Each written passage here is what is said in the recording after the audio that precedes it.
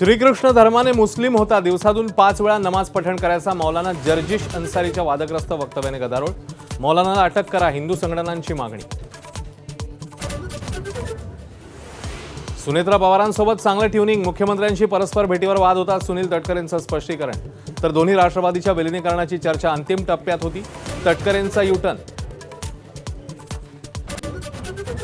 19 दिवसानंतरही जंतर मंतरवरील सोनम वांगचुक यांच्या उपोषणाकडे सरकारचा कानाडोळा।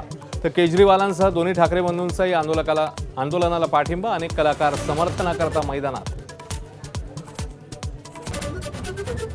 ठाकरेंच्या रामरक्षा पठणाला नवनीत राणा हनुमान चालीसा पठणाने उत्तर देणार। 18 जुलैला परस्पर विरोधी आंदोलनं, पुन्हा एकदा ठाकरे विरुद्ध राणा संघर्ष उफाळणार।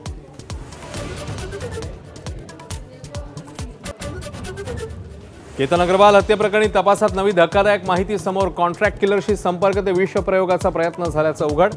मार्च 2025 मधील तरुणीच्या आत्महत्येचाही सियाकडनं अभ्यास।